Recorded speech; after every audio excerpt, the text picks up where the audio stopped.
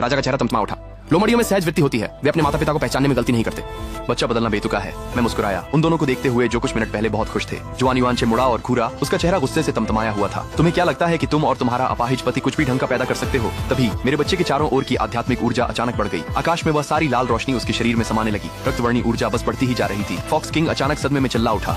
मेरा दिल बैठ गया। मैं मुड़ी, मेरे पति वहाँ एकदम शांत खड़े थे, जैसे उन्हें कुछ हुआ ही न हो। वह लाल गोला इतना बड़ा हो गया कि कई मंजिलों जितना ऊंचा हो गया, फिर वह फट गया। आध्यात्मिक ऊर्जा हर तरफ फैल गई। मैंने अपनी आंखें खोली और देखा कि छोटा लोमड़ी उस चमक में लिपटा हुआ था। उसकी खाल धड़कती लाल थी, बिल्कुल चमकती हुई, जैसे एक आग का गोला धीरे धीरे भीड़ की ओर बह रहा हो। पिता सामने आए और घुटनों के बल बैठ गए। एक गहरा लाल बाग धरती पर चलता है, ये हमारे कुल के उत्थान का संकेत है। फिर पूरा कुल घुटनों के बल बैठ गया। हमारा लोमड़ी कुल सदा फलता फूलता रहे। नन्ही लोमड़ी मुझ पर कूद पड़ी, पूंछ बेतहाशा हिल रही थी।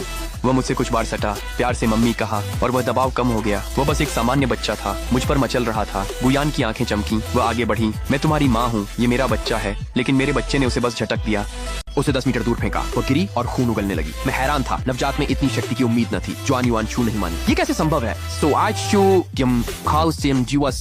एक खुजली वाली लोमड़ी और एक लंगड़ा, वे रक्तवर्णी बाघ कैसे पैदा कर सकते हैं? क्या तुमने उसे रंगा है? ये सब चाल है ना? लोमड़ी के बड़े ने सुना, उत्सुक होकर हमारे पास आया। राजकुमारी गुनिंग, क्या आप अपना असली रूप दिखाएंगी? मैंने सिर हिलाया। मैंने इसके लिए बहुत लंबा इंतजार किया था।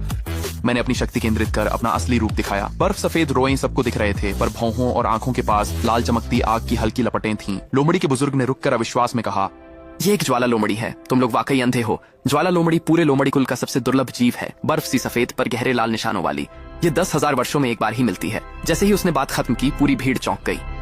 पिताजी इतने स्तब्ध थे कि बोल भी नहीं पाए। शुआन युआन छू का चेहरा पूरी तरह बिगड़ गया। कैसे? ये तो बेतुका है। अगर तुम इतनी कुलीन हो तो पिछले जन्म में एक खुजली वाली लोमड़ी को कैसे जन्म दिया? मैं मुस्कुराया और सच बताना शुरू किया। तुम नई लोमड़ी पीढ़ी की सबसे कुलीन, तुम बिल्कुल भी बैंगनी लोमड़ी नहीं हो। तुम सिर्फ एक खुजली वाली लोमड़ी हो। तुम अपनी सुंदरता बनाए रखने के लिए दूसरी लोमड़ियों के आंतरिक कोर चुराती रही हो। तुमने मेरे पिछले जन्म और गुयान दोनों को तबाह कर दिया। तुम चुराए हुए कोर से जीते हो। तुम्हारा वंश पहले से ही सड़ा हुआ है। तुम्हारे बच्चे को जन्म देने वाली हर स्त्री निचुड़ जाती है। आध्यात्मिक ऊर्जा, जीवन शक्ति, सब कुछ। पिछले जन्म में गर्भवती होते ही मेरी शक्ति क्षीण हो गई। बूढ़ी होने से पहले ही मैं पुरानी हो गई थी। गुयान की हालत और भी बुरी थी। वह नीली लोमड़ी थी, ऊर्जा कम थी, पूरी तरह तबाह हो गई। आध्यात्मिक शक्ति कम थी। उसका बच्चा खंडित पैदा हुआ। शुआन युआन छू को कुछ याद आया। उसने मेरे पति की ओर इशारा किया और चिल्लाया, तो वह क्या है? तुम एक चालाक लोमड़ी हो। वह बस एक आवारा कुत्ता ही होगा। तुमने इस जन्म में मुझसे कहीं ज्यादा बेकार आदमी चुना है। लोमड़ी आत्मा सीधे मेरे पति के पास गई। मुझे अपना असली रूप दिखाओ। मेरे पति ने बस मुझे देखकर मुस्कुराया। वो वहीं खड़े रहे। उनके चारों ओर आध्यात्मिक ऊर्जा घूमने लगी। उनका असली रूप धीरे धीरे सामने आया और मेरा मुंह खुला रह गया। मेरे पति का असली रूप विशाल था, मेरे पिता राजा से कहीं ज्यादा बड़ा। मेरे बच्चे जैसा उसका पूरा शरीर गहरा लाल था। उसकी खाल चमकीली, शुद्ध थी और सबसे खास बात, 9 विशाल पूंछें उसके पीछे लहरा रही थीं। 9 पूंछों वाला गहरा लाल लोमड़ी। सबका दिमाग सुन्न हो गया। बस 2 शब्द, लोमड़ी देवता। कोई सबसे पहले होश में आया और घबरा